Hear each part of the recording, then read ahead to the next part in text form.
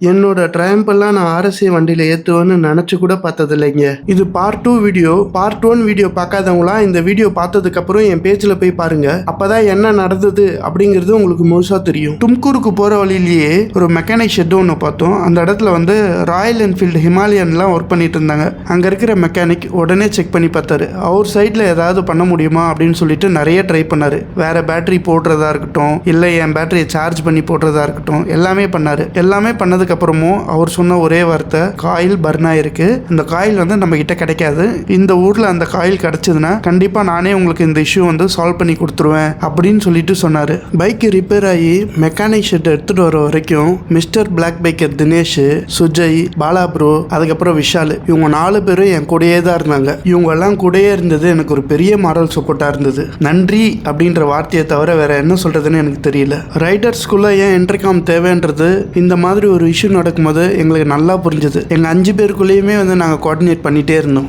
அதுக்கப்புறம் எங்களுக்கு நல்லா தெரிஞ்சிருச்சு, இது வந்து ஆர்எஸ்ஐ புக் பண்ணி கண்டிப்பாக பெங்களூருக்கு தான் எடுத்துகிட்டு போகணும். பெங்களூருக்கு எடுத்துகிட்டு போனால் கூட இன்றைக்கி இந்த வேலை முடியாது, ஏன்னா சண்டே ட்ரையம்ப் இருக்காதுன்றது வந்து எனக்கு நல்லா தெரியும். ஸோ நான் என்ன முடிவு பண்ணேன்னா, எப்படியாவது ஆர்எஸ்ஐ புக் பண்ணி இங்கேருந்து வண்டியை வந்து பெங்களூருக்கு எடுத்துகிட்டு போயிட்டா அங்கே பெங்களூர் ட்ரையம்பில் வந்து என் வண்டியை நிறுத்திட்டு பக்கத்தில் ஏதாவது ஒரு ரூம் போட்டு இந்த நைட்டு தங்கிட்டு அடுத்த நாள் காலையில் என் வண்டியை சரி பண்ணிவிட்டு ஊருக்கு கிளம்பிடலாம் அப்படின்னு முடிவு பண்ணேன். ஆனால் ஆர்எஸ்ஐ புக் பண்ணுறதுலையும் டிலே இருந்தது. கண்டிப்பாக இது டிலே ஆக போகுது அப்படின்னு வந்து எனக்கு நல்லா தெரிய ஆரம்பிச்சிருச்சு. கூட இருக்கிறவங்கள கூடயே வச்சுக்கிறது வந்து எனக்கு ரொம்ப கில்ட்டாக ஃபீல் ஆச்சு. ஏன்னா எல்லாருக்குமே வந்து அடுத்த நாள் வேலை இருக்குது. அவங்க கிட்ட வந்து தயவு செஞ்சு நீங்கள் எல்லாரும் கிளம்புங்க, நான் எப்படியாவது வந்துடுறேன் அப்படின்னு சொல்லிட்டு ரிக்வஸ்ட் பண்ணேன். தினேஷ் ப்ரோ வந்து பரவாயில்ல ப்ரோ, ஆர்எஸ்சியில் வந்து வண்டியை ஏற்றி விடுற வரையும் நான் கூட இருக்கேன் அப்படின்னு சொல்லிட்டு சொன்னார். பட் அது வந்து டிலே ஆகிட்டே தான் இருந்தது. நீங்கள் கிளம்புங்க, எப்படி இருந்தாலும் நான் பார்த்துக்கிறேன், ஏதாவது ஹெல்ப் பண்ணால் நான் உங்களுக்கு ஃபோன் பண்ணுறேன் அப்படின்னு சொல்லிட்டு இருக்கிற 4 பேரையும் வந்து அமுச்சு விட்டுட்டேன். வண்டி ரிப்பேர் ஆகும்போது மதியம் 12:30 மணி, மெக்கானிக் ஷெட்டுக்கு வரும்போது மதியம் 3:30 மணி.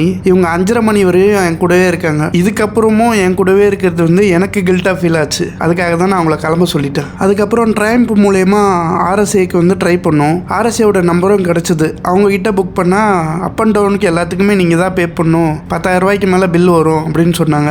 அதுக்கப்புறம் அந்த மெக்கானிக் ஷெட்டில் இருக்கிற மெக்கானிக் அண்ணா, அவருடைய நெஃப்யூ சையத் ப்ரோ, இவங்க எல்லாரும் சேர்ந்து எனக்கு ஹெல்ப் பண்ணாங்க.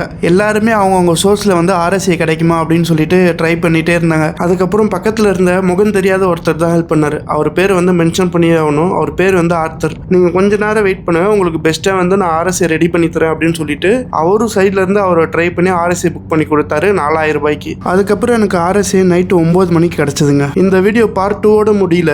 என் பேஜை ஃபாலோ பண்ணி வச்சுக்கிங்க அடுத்த பார்ட் வீடியோ பார்க்கறதுக்கு.